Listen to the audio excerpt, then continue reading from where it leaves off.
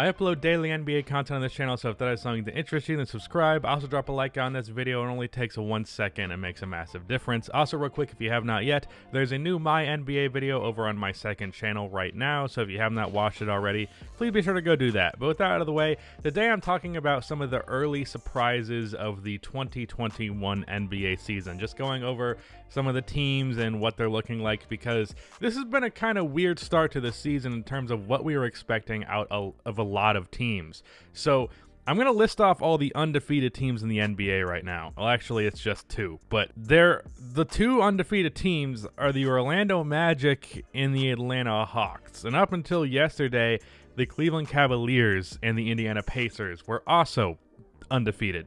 So until yesterday, the top 4 teams in the NBA were the Orlando Magic, Atlanta Hawks, Cleveland Cavaliers, and Indiana Pacers, which is not exactly what you can normally expect. So just talking about those teams right out of the gate, I mean, the Atlanta Hawks make a good amount of sense because their matchups early on were not good, but I do think they showed just how ridiculously good they're going to be offensively. They also showed defensively they're not bad.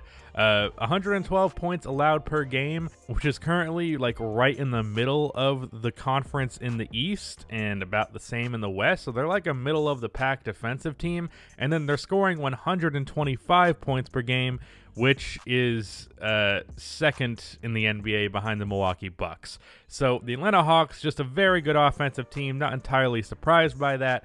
But then we also have the Orlando Magic. Now, they're another case where I would say the Orlando Magic, it's more of a hot start. They're a team that's kind of known for having hot starts. They are currently averaging 120 points per game, which I don't think that's going to hold up. Nikola Vucevic is getting his 20 a game. Terrence Ross is averaging 21 points per game. Markelle Fultz is averaging 18 points and 6 assists. Evan Fournier is averaging 18. And Cole Anthony is doing some stuff off the bench, so he hasn't been good in the regular season, but he looked really good in the preseason, so I'm expecting more from him. But I don't think Terrence Ross is going to average 21 points over the entire season, so I don't think that's going to hold up. Markelle Fultz, I do think it's possible for him to average like 18. We'll have to wait and see on that one, but his efficiency is not amazing, so take that for what you will. Evan Fournier, I mean, that's normal for him to average that, but I think this is just more a case of a hot start, less than the actual talent on this team just being better than we thought. So we're just gonna have to wait and see on that one. I still don't think the Magic are going to be a playoff team. I remember a couple of years ago they won, I believe they started the season off like 9 and something out of like 11 games or something like that. Like they were one of the best teams in the league to start the year, and then they ended up being one of the worst. So the Orlando Magic are a team that's prone to a hot start. The Indiana Pacers, Sabonis has looked amazing. So for all the people complaining about Sabonis not getting any credit, I mean, the guy is averaging 22, 7, and 11. He's also averaging 4 turnovers, so the assists don't seem as impressive with that context, but the guy is playing fantastic offensively regardless. Also shooting well from 3 early on. Victor Oladipo has also started his season well, which is a good sign because there's questions about what he's going to be. 23, 6, and 4 with really good efficiency. It's a 3-game sample size, so I mean, the 61, 56, 84 splits are not going to hold up, but it's definitely an encouraging sign that he's going to be good for them. Malcolm Brogdon has been good. TJ Warren has been good. Not maybe as amazing as you'd like. He hasn't hit a 3-pointer yet, but not bad. Miles Turner is being Miles Turner, not hitting his threes right now, but just in general, this has definitely been a very good start for the Indiana Pacers. It doesn't really change what I think of them thus far. Sabonis averaged around 5 assists last year, so seeing him average 7 isn't that crazy. I think that's going to come back down to earth, and he's going to be back to what he normally was, but it's definitely a good start. Then if we can talk about the Cleveland Cavaliers, they are 3-1. They just lost a game to another team we're going to talk about in a second, to the Knicks, but they are 3-1, and both Colin Sexton and Darius Garland have been awesome. Darius Garland is averaging 18.5 points as well as just short of 8 assists and 2 steals while shooting 48% from the field and 45% from 3 on 5.5 attempts per game. So he's knocking down his threes. He's playmaking very well, which was a concern for him coming out of college, and he is just a really good three-point shooter, pretty good scorer. And then Colin Sexton averaging 25 points and 4 assists. Also fantastic efficiency. I think this is I don't want to keep dismissing these teams, but it feels like another case of like this is just a pretty hot start. But I do think Darius Garland, I think what he's doing is here to stay. I made in my Cavs video, like team preview, that I'm probably not going to be continuing at this point, but I made the point that I thought Darius Garland was a better prospect than Colin Sexton. And even though Colin Sexton has also been amazing, I think like 30 games down the line, we're going to be having a debate about who's better between these two, because I really believe in Darius Garland. And the fact that he's averaging 8 assists is a very encouraging sign, because playmaking was something that was a cause for concern for him coming out of college, and he's been good in that department. Also, random statistical tidbit here, Larry Nance is averaging 4.5 assists per game. I didn't know he could play make like that, and I don't know if that's going to hold up or not, but it's certainly interesting. And then if we can talk about the New York Knicks, I know I'm sticking mostly to the Eastern Conference, actually entirely to the Eastern Conference right here, but that's because the Western Conference has been relatively run-of-the-mill. But the Knicks, 2-2. Now, that's not a great record, obviously, but they are, like, they haven't been bad. They've been decent at pretty much everything, which, hey, credit where credit is due. Julius Randle, I think I don't want to dismiss. I'm dismissing it. Okay, Julius Randle's not going to shoot 70% from 3 for the rest of the season. Alec Burks is not going to shoot 70% from 3 and average 20 points for the rest of the season. So I think this is probably the greatest example of a hot start. RJ Barrett has had encouraging signs, but then he's still having discouraging signs. I really feel like this team needs to trade Julius Randle. I know I just said he's averaging 25, 10, and 7. Don't expect that to hold up. And for that reason, I would be looking to move him, and I really like RJ Barrett as your future guy. Obi Toppin has played abysmally, although it was only one game, actually, so he got hurt. Never mind. I forgot about that. He got hurt early. But, I mean, the Knicks, even though they are 2-2 and they look decent and they beat the shit out of the Milwaukee Bucks, I'm not expecting that to hold up, really. And then we can talk about the teams that are on the more negative side of the surprise. The Washington Wizards are 0-4. And I've seen a lot of people bringing the blame here on Russell Westbrook, like, oh, he's a new addition, so clearly he's the reason why they're failing. But not really. He's been okay. He's had issues, sure, here or there, but I would definitely not make the argument that he's the reason why they're struggling. The reason why they're struggling is this team doesn't play any fucking defense. And yeah, Russell Westbrook doesn't really play defense either, but it's not like he was replacing somebody who was. So this was a bad defensive team last year. It's a bad defensive team this year. And I think the offense has struggled a bit early on because there's a lot of new additions. Davis Bertans, first of all, is not shooting very well. And that's a big thing for their offense. I just think it's going to take some time to get reacclimated. I don't think it's a huge deal. I still believe this is a playoff team. Russell Westbrook is averaging 19, 14, and 13. Also 5.7 turnovers, but that's kind of the package that you get with Russell Westbrook. And the efficiency is not amazing, but it's fine. I think the Wizards are going to be fine.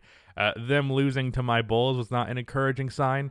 I thought about putting, like, for the thumbnail of this video, the Bulls sucking as, like, surprises, and then I knew half of the comment section would be like, that's not a surprise, but I'm surprised by the fact that they have looked just painfully bad. I knew they were going to be bad, but painfully bad, I wasn't expecting that. The Miami Heat are 1-2. They just got blown out by the Bucks, but Jimmy Butler wasn't there, so I wouldn't be all too concerned about them. They're not really a regular season team, so I'm not too worried about them. Boston Celtics have had their struggles. Jason Tatum took a stupid shot. Their defense, for whatever reason, is struggling. That's something, again, a lot of these I'm just saying I think they're going to figure it out, but it's because I think they're going to figure it out. It's just a matter of everybody figuring it out. And what we can talk about in the Western Conference, the Sacramento Kings 3-1. Tyrese Halliburton looks like a very good rookie. He had a big game yesterday. De'Aaron Fox averaging 20.7 assists, good efficiency, 40% from 3 on 4 attempts. That's nice to see. Buddy Hield taking a reduced role in the offense, but still being solid. There's guys that aren't shooting all that well. Marvin Bagley has played well. Rashawn Holmes has played well. Tyrese Halliburton, as I said, 10 points and 5 assists in just 27 minutes on 56, 50, 100 splits. Obviously, 4 game sample size for everything involved here, but that's definitely nice to see. So Tyrese Halliburton looks like a good pickup, and I mean, Harrison Barnes and Marvin Bagley are not shooting very well. Buddy Hield is not shooting very well from the field, and they're still good. So I think that's a pretty encouraging sign that this is going to be they're going to at least be respectable this year. It's not going to be the disaster that they were last year, at least by comparison to what they were. They've been good offensively. They've been respectable defensively. So I think they're going to be pretty good. Still don't like the fact that they are 23rd in pace when they have the fastest player in the league on their team. But it is what it is. This is definitely an encouraging sign. I don't think they're a playoff team, but I think they're going to be better than a lot of people expected them. Phoenix Suns have been good early. I don't know if that's an entirely a big surprise. The Clippers, they had 3 wins, including one convincing one versus the Lakers, and then Kawhi misses one game, and they lose by, I believe, the largest margin, at least by halftime in NBA history.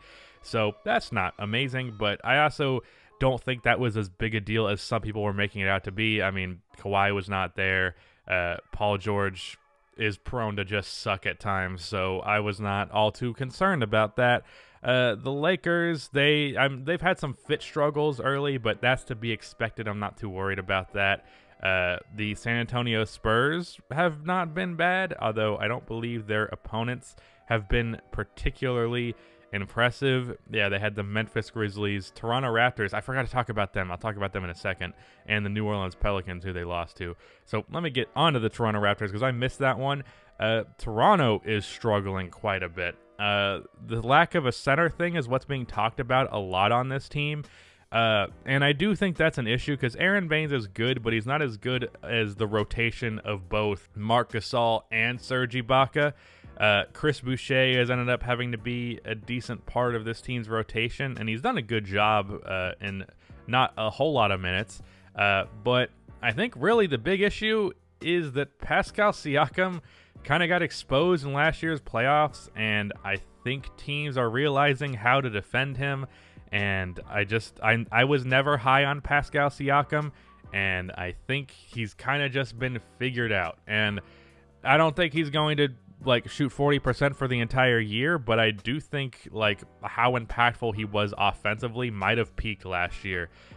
So yeah, that's going to be cause for concern for them. Again, I'm going to just say, I'm saying this all the way across the board. I'm like a broken fucking, what's that term? Broken record. There you go. I don't think this team is going to miss the playoffs. I did have them lower in my power rankings than I think most people did, but I do think this is going to be a solid team. I just think it's not going to be as much of the Pascal Siakam show as we previously anticipated it being. Also, OG Anunoby, or Anunoby, whichever way you say it, has not been, like, he hasn't made the jump that a lot of people have been saying that he would. Still just an amazing role player. 13-7, shooting 35% from 3 on 6 attempts per game. That's very nice, but he's not been as impressive as a lot of Raptors fans seem to believe that he can be. But I've talked about the East enough. There's really not any other surprises in the Western Conference. I guess you could say it's surprising that the Golden State Warriors were as bad as they were in their first 2 games, and the fact that they barely squeaked by the Bulls and the Pistons. So, I mean, I expected the Warriors not to be amazing. I didn't consider them a contender, like, or close to it, but I expected them to be better than this. So I guess that's a surprise. Minnesota Timberwolves 2-2. They've only had Karl Anthony Towns for, I believe, 2 of those games, and they lost the 2 games where he was not there. So I do think it's really just a matter of Karl Anthony Towns. And some people are going to be surprised by the Timberwolves being good, or potentially being good, but I'm not one of those people because I believed in this team quite a bit. I had them 18 in my power rankings. I believe this team can be pretty damn good. D'Lo averaging 17 and 4, Malik Beasley averaging 17, although he's not shooting well from 3 right now. Anthony Edwards has been good as a 6-man for them off of the bench. I think in the long term he needs to be the starting small forward, but for now that's pretty good. Ricky Rubio playmaking off of the bench, and then Karl Anthony Towns. I mean, they won the 2nd game of the year with him like shooting 30% from the field and having a bad game. And I mean, if they can be a decent team with Towns having a bad game, that's going to take them pretty far. This was a game against the Utah Jazz that was it's still a good team, and In that game, Karl Anthony Towns only had 16 points and 12 rebounds on 31% shooting. So if he is able to have a bad game and the Timberwolves still win against a decent team, I think that's a pretty encouraging sign. And also, these two losses were, I mean, the Lakers and the Clippers. That's just kind of unfair. Next game coming up is the Wizards. That might be an easy win. Don't know. Depends on what's going on with the Wizards. But Cat coming back. I still don't think this team makes the playoffs, but I think they'll be in contention so long as Cat's not out for too long. But I think that's it for most of the surprises. I know this is a long video, but I was trying to cover the entire league in one video, so that kind of is what it is. Dallas Mavericks struggling early. I mean, I don't think it's a big deal. Denver Nuggets struggling early. Also don't think it's really a big deal. Nothing in this video is really a big deal. You can't make, you know, a mountain out of a molehill from just molehill. What's a molehill? From 4 games or whatever. So yeah, it's nothing huge here, but there's a couple early surprises and things to be excited about, things to be worried about, all of the above. But again, go check out that My NBA video if you have not yet. But that is the end of this video. Please be sure to like and subscribe for more NBA content like this, and cue the action music.